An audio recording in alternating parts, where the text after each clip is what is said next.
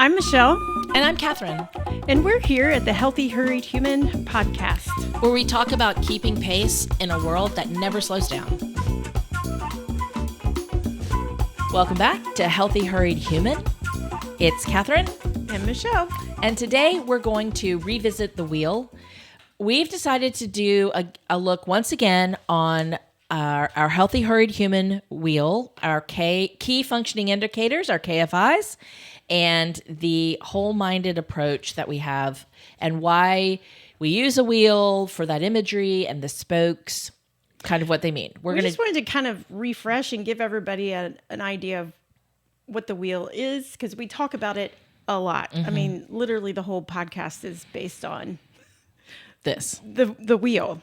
Yeah, and we've had a lot of fun recently bringing in guest speakers, and that has been so helpful and insightful in finding different articles out there that tie into the wheel that we're putting on our websites and LinkedIn. It's a very exciting time because for you and I who have done a deep dive, when we hear what's going on in society, I'm always saying, what about this? And I find myself bringing it up in conversation and talking about it. I had a conversation with maybe a future podcast guest about mission-minded, and he was talking about writing a new mission statement for the second part of his life and talking about purpose, having purpose-driven mentalities and value systems and the importance of that. I love how you and I are always sending each other the articles or the quotes that we say. We're like, we were just talking about this, or this is what Jenna was talking about on the podcast. That's right. Or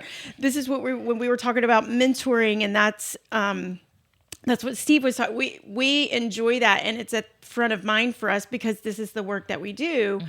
But you and I felt very strongly that we needed to kind of give a refresher because it's not top of the mind for our listeners and for even the people that we work with who we're pouring this into them regularly. You and I operate within this wheel a lot. Yeah. And I had a conversation just last night with a friend who said, I'm in the middle of what I'm feeling is burnout. And I feel the need to, she made a really interesting statement.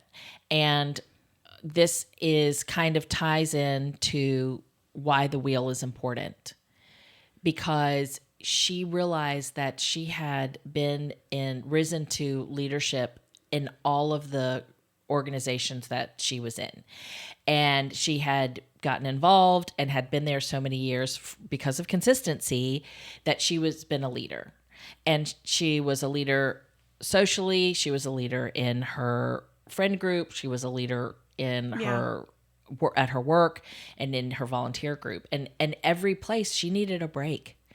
And I kept thinking, if she had our appraisal, this would be, she would have clarity on where. That's right. Because I feel like a lot of times when people hit that place of burnout, when they just want to give up on everything, they want to quit everything, they're lacking clarity of where is actually the problem or where's the challenges, where do I need to focus first.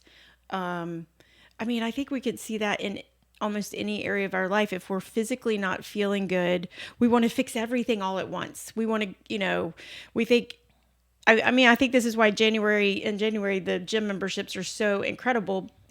So many people sign up because I want to fix everything. I want to get strength and I want to get stamina and I want to get consistency and working out. I'm going to drink 800 liters of water. They want to do everything all at once, and there's no clarity about, wait a minute, what's the most important, vital, essential thing for me to focus on? And I like to call it micro habit stacking. I'm pretty sure I didn't formulate that. Micro habit stacking, where you get, she's getting her pen out. She wants to write this down. Again, I don't think I am. I know I'm not. I think James Clear's the one who wrote the book Atomic Habits. He may have been the one who talked about micro habits. Maybe not. But it's that idea of snowballing micro habits. When I'm doing this one really well, then I feel like I can add another one in, and I'm more sustainable and I have more success because I've really built in this micro habit, and then I can add another. We don't get overwhelmed by it because that's why by March, all those gym member people, the new ones aren't as many aren't there. I think it's like 1%.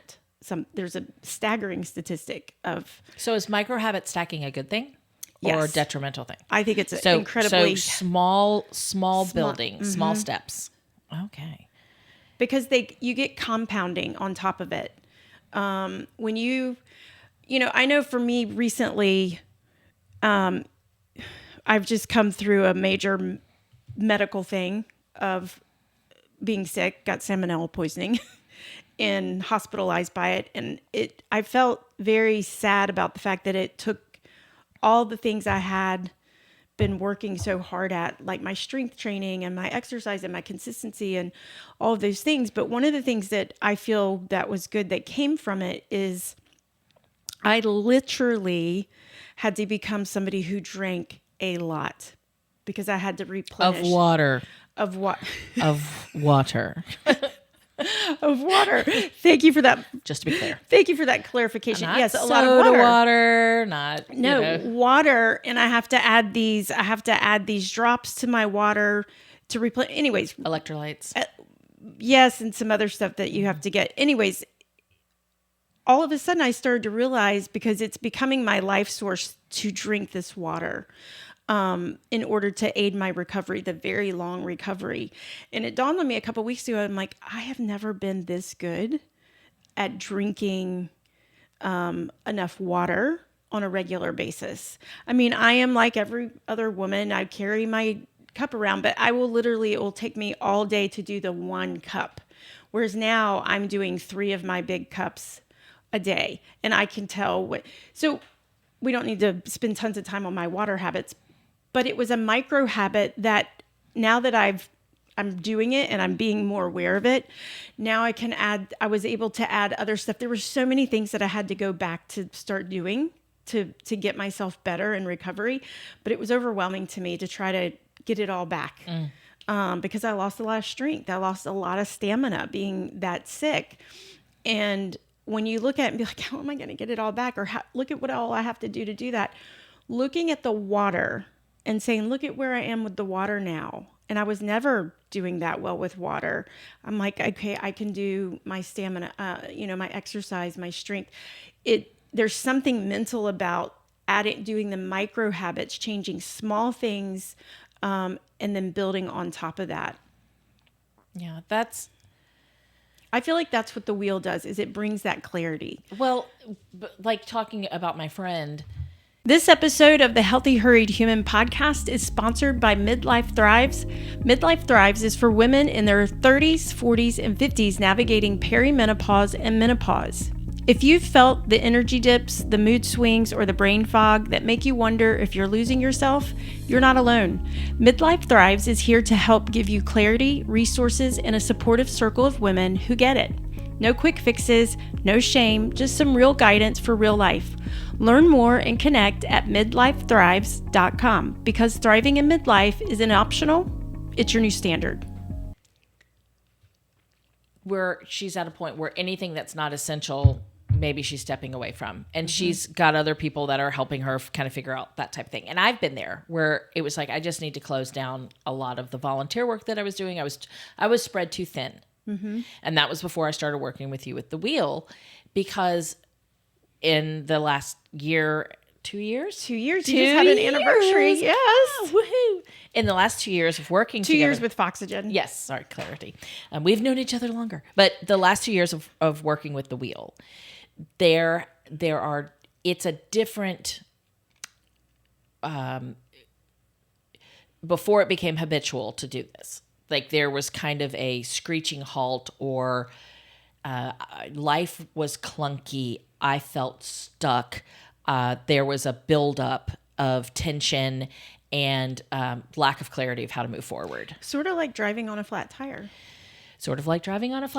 Or when you get that grocery cart where the plastic wheel, one of them is broken, and you're like ka-kunk, ka-kunk, ka-kunk. So I remember one time, golly, I don't know how many months ago it was. I feel like it was in the spring of 2025. You looked at me and said, I really think that one of the wheel, the wheel. I was like, oh, right, I should look at the wheel. It was something I was really struggling with. It was the relationally thriving one, and I wasn't thriving relationally. And you had you had realized that about me just listening to me talk.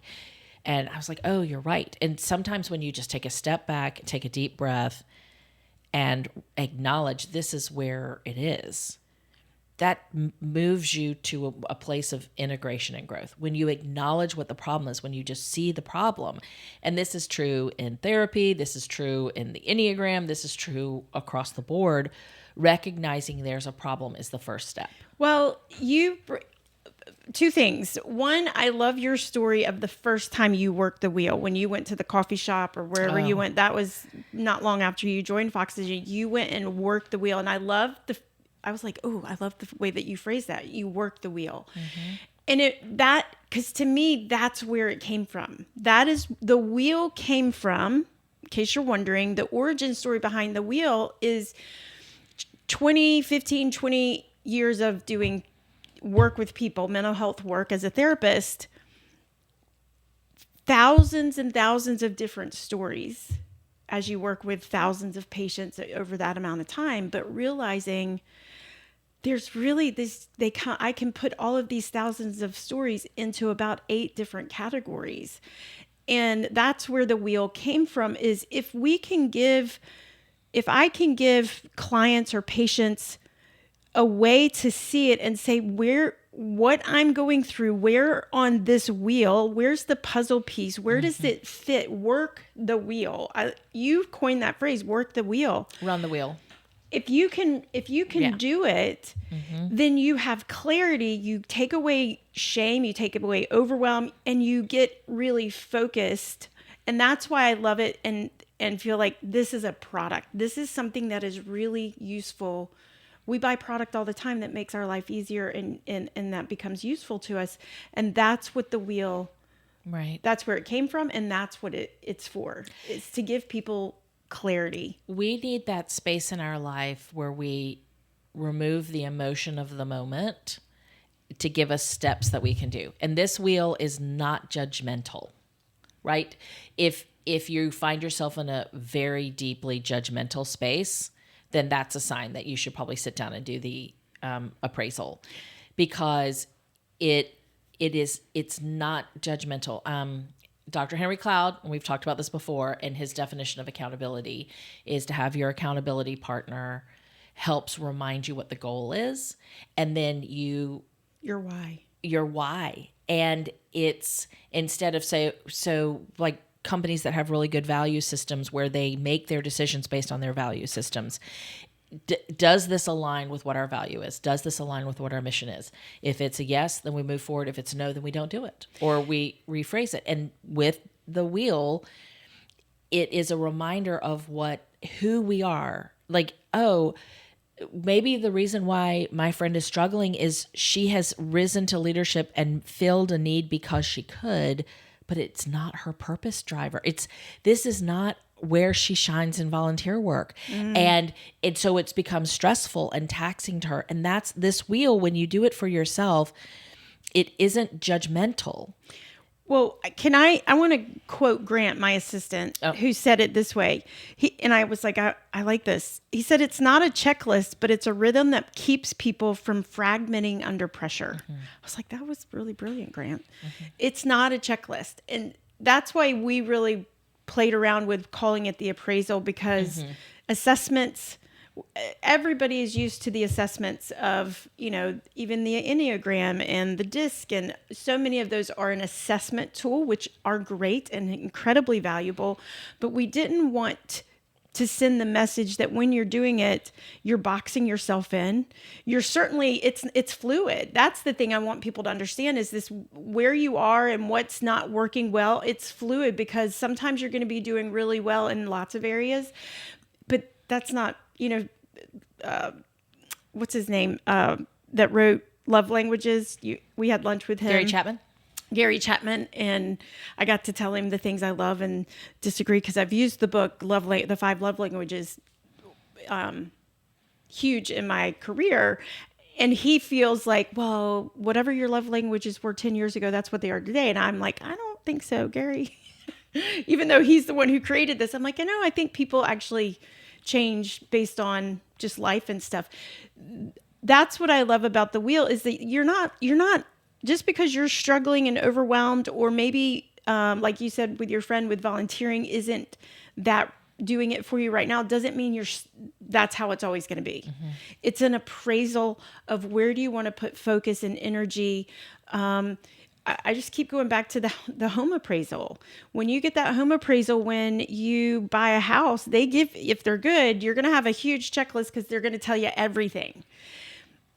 Some of those things on there, you're like, yeah, I can live with that. It's fine. We don't need to fix it today. We don't have to do it today. That's okay. And that's why I like the wheel. I want people to go into it with not a judgment and not this shame or not this pressure, but where am I sensing that, yeah, I'm feeling that. I want to put my attention there instead of feeling like I have to fix everything about my life. Well, and we have not talked about this. You and I have not talked about this, but I'm an extrovert. So maybe it's just that I'm an extrovert. But what if you had a wheel buddy or a wheel partner or somebody like you do this for me when I was spinning out and you were like, hey, I really think that where you're struggling right now is relationally thriving. And because I'm an extrovert, I did not have enough people in my life and I needed more people. And there was this depletion of relationships. I wasn't getting to spend time with the people that I needed to just, and it really was having an effect. It was that broken plastic wheel on the grocery cart.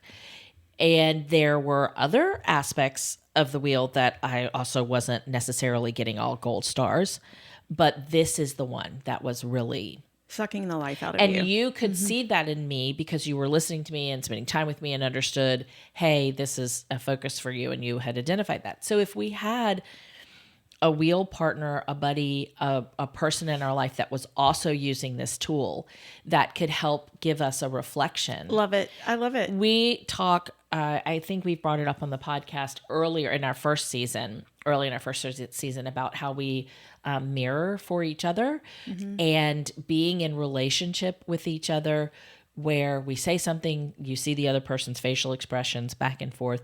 And if we do not have that, that's an important aspect of human development, especially like all the studies they've done with infants about them learning by watching the facial expressions. And that's right. I had talked about the cookie challenge that was on TikTok with parents and their toddlers, and kids they will look to their parents to see how they react in this situation, how they respond. They're learning. And we do that as adults.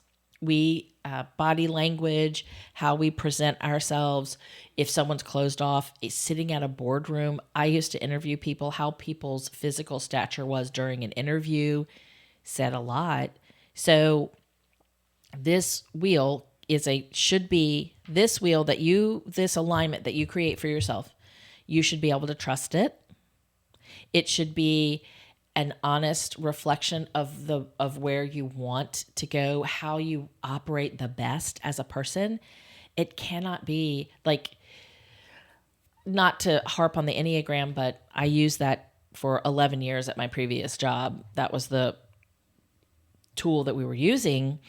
And people will say, but I don't like the number that I am. I heard this the other day. Someone said, well, I think when I typed as an Enneagram in high school, I didn't like what I became. I wanted to be. I didn't like the number that I got. And it's like, okay, I really want to unpack that with you about why you don't like that, because a lot of times it'll be something you don't like about yourself that you think is bad or you think should be different. That's or right. It's not the person that you want to be. But there's an underlying issue, or maybe it's not your type, but sometimes we have this ideal of who we should be. And one of the important things that I think we should say about the wheel and the appraisals is that we are going to do a follow-up session to this one where we do a deeper dive about each one of the spokes and get more specific about each one of the spokes. That's part 2, and it will literally be the next episode. And it's really, so we want to expand that. And we are going to, how can people get the appraisal? because we're talking about it and we're talking about the importance of doing this and this appraisal. That's where we want people to reach out to us at foxygen.com, foxygenconsulting.com. You want to reach out to us, or you can email us at info@foxygenconsulting.com and work with us. We like to do it. We can do it individually. We can work with people and individuals, but we've really created this for teams and organizations in the work setting or in nonprofit setting, church settings. It's really good for teams, but anybody can do it, and we can get them the appraisal. I think it's really important before we close this episode out, Katherine, for us to talk about a phrase that you and I use often, because it's kind of the foundation, is the whole-minded. We use whole-minded person, whole-minded leader, but what do people, I had somebody ask me this week, what do you mean by whole-minded? And it's really, that's what the wheel is kind of the driving purpose behind it, is to make us a whole-minded person. That is somebody who's living and leading their life with an awareness of how they're doing in every direction that their life goes, everything that we touch, every role that we are. Am I using the self-awareness? Am I emotionally, mentally, relationally healthy in all of the different directions that we lead our life? That's the whole-minded, not just who are you at work, not just who are you at home. It's who are you as all of these people. That's the whole-minded. So I really wanted to make sure So you're kind of talking about roles there. Like, it's who are you with all the roles in play? Tired teams don't just need another training, they need transformation. The Healthy Hurried Human Lab helps organizations build emotionally fit, resilient, and connected teams that perform better without burning out. This interactive training goes beyond theory, combining organizational psychology with personal appraisal that helps every participant understand how their mental, emotional, and relational habits show up at work. When people grow, companies thrive. Book your Healthy Hurried Human Lab for your teams today at foxygenconsulting.com and start creating healthier, more human workplace. Yeah, are you living your life with the awareness in all of those areas? Yeah, it is whole-minded. You'll hear the term whole person. There's a big emphasis. Forbes did an article January of 24, I think, or 25, about the top 5 ways that leaders are failing their companies, and the number one was they don't see their employees as whole people, whole person approach. And, of course I wigged out, because that's definitely the basis for Foxygen, is we want to help the C-suite connect to the workforce. And there is a major disconnect. I think Gallup did a poll that 21% of the workforce feels like there's like a 21% engagement. Right now, only 21% of your workforce is engaged right now. And the number one driver is that the workforce feels like the C-suite does not know who they are, or have compassion or empathy for what they're going through. And, we have never had a time in history where we can instantaneously know what's going on around the world. We have so much information and seemingly connectedness to info. And yet at the same time, it makes us just feel more lonely and more disconnected. So there's this loneliness crisis that everybody's going through right now, that everyone I talk to kind of feels that with relationships, or this level of unfulfillment, which we don't have time to go into about the dopamine receptors are being rewired in our brains, which is really kind of what I'm studying about these days, and how that's making us feel less satisfied with human connections and things. So these